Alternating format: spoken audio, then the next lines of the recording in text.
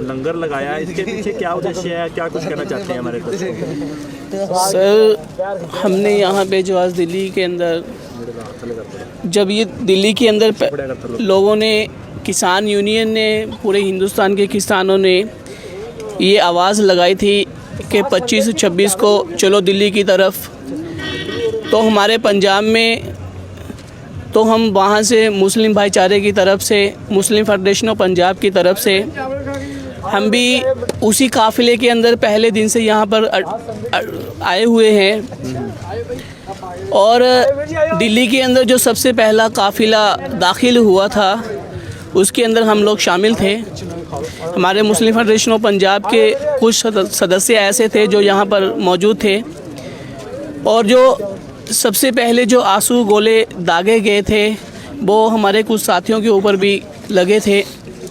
और हमने वहाँ से, पंजाब से किसान भाइयों के लिए एक अमन का पैगाम, और पूरी दुनिया के लिए एक अमन का पैगाम, क्योंकि जो हमारी जो धरती है उसने हमेशा दुनिया के अंदर अमन का पैगाम दिया है। और हमारे पंजाब के अंदर एक मलेरकोटला एक ऐसा शहर है कि जहाँ से हम ये बात कह सकते हैं कि पूरे हिंदुस्तान में अगर तुमने दुनिया के अंदर जन्नत को देखना है तो तुम मलेरकोटला को देखो।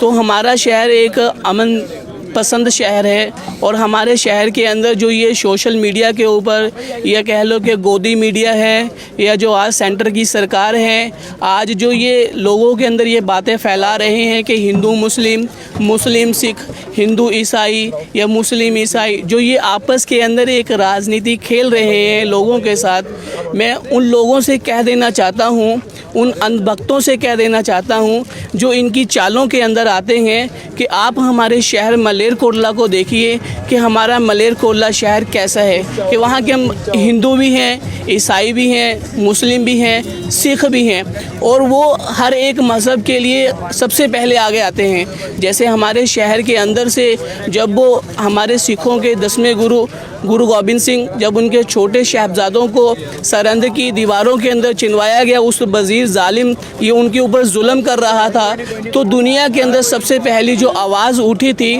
वो हमारे शेर मोहम्मद खान साहब ने उठाई थी कि तुम ये जुल्म कर रहे हो, तुम जालिम हो। तो सबसे पहले उन्होंने ये जुल्म के ख़िलाफ़ आवाज़ उठाई थी। तो हम उनके वारिस हैं। हम तो जैसे हमारी ये रीत चलती आ रही है, हमारा ये आपसी मेलजोल है, बाबा नानक से लेकर आज तक जो चला आ रहा है, हम जो आज ये ड्यूटी निभा रहे हैं, हम तो भाई मर्दाना वाली ड्यूटी निभा रहे हैं।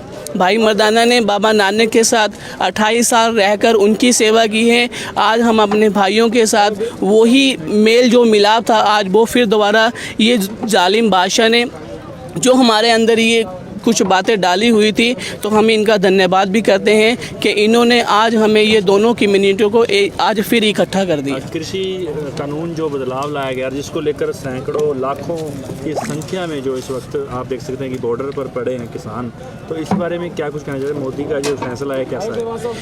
देखो, मोदी ने आज तक जो भी फैसला लिया है, मैं ये साफ तौर पर आपके माध्यम से लोगों को कह देना चाहता हूँ कि जो मोदी सेंटर के अंदर, पार्लियामेंट के अंदर जो फैसले लिए जाते हैं, वो हमें दिखाई देता है कि वो पार्लियामेंट के अंदर बिल पास होते हैं। वैसे वो पार्लियामेंट के अंदर बिल लाकर, क्योंकि वहाँ पे जो हम पूरी हिंदुस्तान से हम एमपी को चुनकर वहाँ कर भेजते हैं, वो उनके ऊपर उनको पास फेल करने के लिए वोटिंग करते हैं, वो हमें ज़ाहरी तौर पर दिखाई देता है। वो बिल पास कराने या ना पास कराने के उनके अंदर कोई, मैं आज ये कहता हूँ साफ तौर पर कि उनकी कोई भूमिका नहीं है। वो सिर्फ और सिर्फ जो नागपुर के अंदर से या अंबानी अडानी की तरफ से जो कुछ भी कहा जाता है, अगर उन्होंने कह दिया कि ये बिल पास होगा तो वो बिल पास हो जाता है। अगर अंबानी अडानी मोहन भागवत कहते हैं कि ये बिल नहीं लेकर आना है तो वो बिल कभी भी पास नहीं होगा। इसलिए ये मोदी पास नहीं करता बिल, बल्कि ये जो 3 लोग पीछे बैठे हैं, जो ये डिसीजन मेकर हैं, और यही सिर्फ और सिर्फ सरकार को चलाने वाले हैं। मोदी अपनी तरफ से कुछ भी नहीं करता। ये इन्होंने 3 बिल जो किसान विरोधी बिल लाए हैं, इन्होंने लॉकडाउन के अंदर देखा है। जैसे लॉकडाउन के अंदर पूरी दुनिया रुक चुकी थी, पूरी दुनिया के अंदर कोई भी कारोबार नहीं चल रहा था। पूरी दुनिया के अंदर सिर्फ एक ही ऐसा कारोबार था जिसने हमारे हिंदुस्तान की जीडीपी को भी बढ़ाया है, वो था खेती। और खेती कारोबार भी ऐसा है कि वो लॉकडाउन के अंदर भी ख़त्म नहीं हुआ।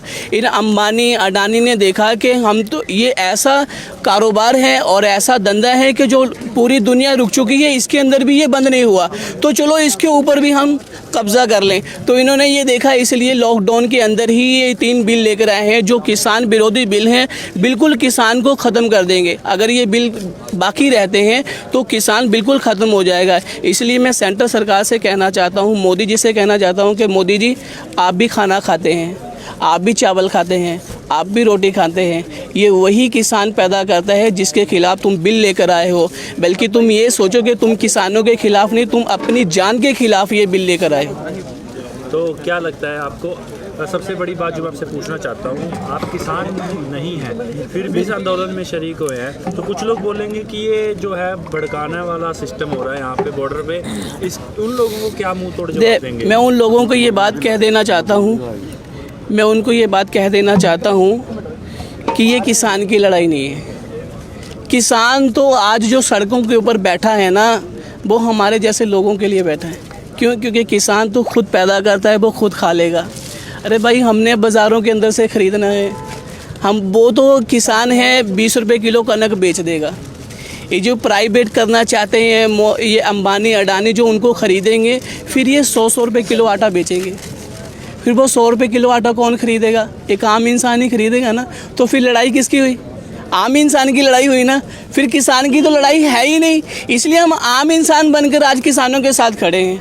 बस यही लड़ाई है कि हम वो 100 रुपये किलो आटा वाला जो है वो हमें 20-25 रुपये किलो ही मिले। इसलिए किसान आज सड़कों के ऊपर रुल रहा है कि आम किसान को, कोई भी आम इंसान को कोई परेशानी ना हो। पूरा समर्थन है किसान को? बिल्कुल बिल्कुल। हम पहले दिन से, जब पंजाब के अंदर भी ये मोर्चे लगते थे, कोई जहाँ जहाँ भी इन्होंने मोर्चा लगाया, हम वहाँ पर भी शामिल होते रहे हैं पहले दिन से। और हम यहाँ पर भी डटे हुए हैं जब तक मोदी सरकार इन 3 बिलों को, काले कानूनों को वापस नहीं लेगा।